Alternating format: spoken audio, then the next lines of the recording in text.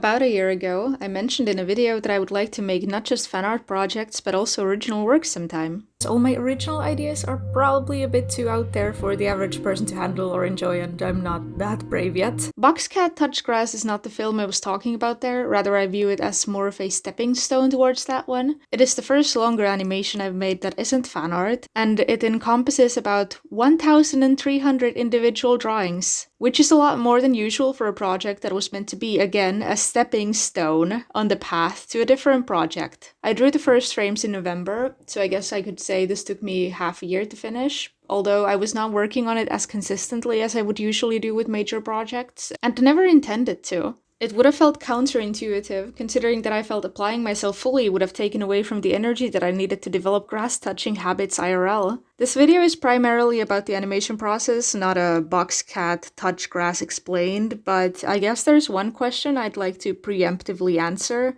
Is this me? Kinda looks like me.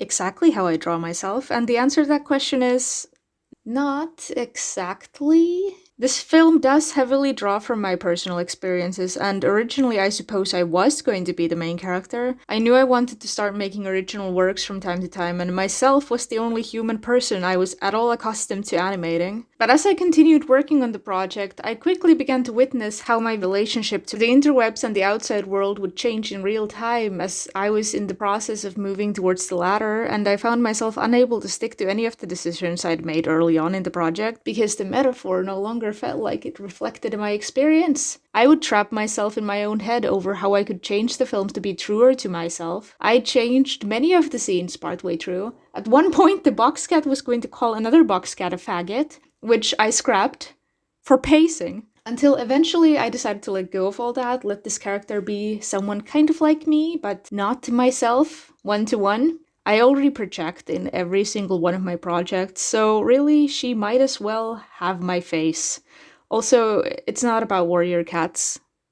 Exclusively. I spoke about the ridiculous number of drawings in this project before. Now, most of them didn't actually take all that long to draw, because I was taking a lot of shortcuts. In a previous project, I attempted to reduce the amount of frames I drew in order to make the animation process more manageable, and very quickly found out that I hated reducing frames, actually. So in this project, I abandoned that idea and focused on simplifying the style instead, to make the process of drawing the frames faster. I kept the character designs very simple and leaned towards this sort of MS Paint-esque aesthetic, which I think works really well with the overall topics of this project. I turned off the pen pressure and anti-aliasing, and to my shock, I found that the thing every animator I know has been saying, that pen pressure makes animation way slower, turns out to be true.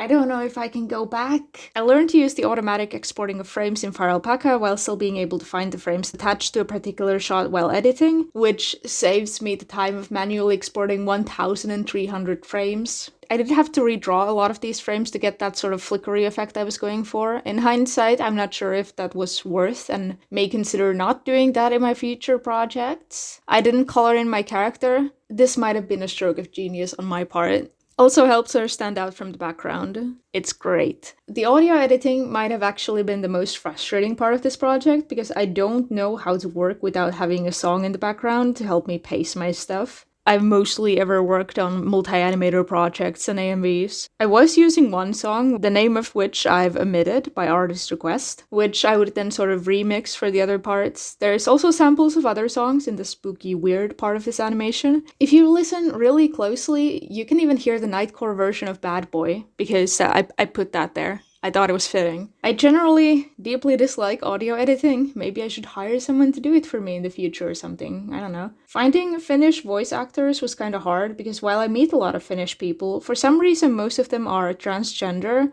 which isn't a problem on its own, but I found that even when they are interested in voice acting, they sometimes do not wish to have their voice immortalized, so then they don't want to do it, which is understandable, but like, I need voice actors. As mentioned before, I've been animating for well over 10 years, and yet this is the first longer project I would consider to be an original work of mine, not fan art, not a fan adaptation of something pre-existing. I feel like most animation art kids kind of make something of their own, like really early on, like some kind of a Wolf Sona short film or something. I never did that. I've enjoyed working on this and I'm proud of it. I don't really know if anyone else cares about it, but I've also found that that's kind of fine by me. I've been inspired by other people making their original projects. I think Vyun may be the most obvious influence. Franny the Relatable Girl by Ada Sastre is another major one, though I myself have zero patience for making comics. And there's like a lot of others too. I've just generally been super inspired by seeing other people share the images from within their heads, even if they're sometimes unpalatable. Sometimes I get sick of making fan art, and I can't wait to get to work on my other stuff. I have 2 more original animations planned. One of them is shorter and more of a meme than anything else, but the other one's the project that's been in my head for a couple of years now. Both of them, like this one, are about people's relationships with computers and machines. Can't wait to share them with you sometime in the future. It's so nice being a hobbyist again. See you in the next one. Bye!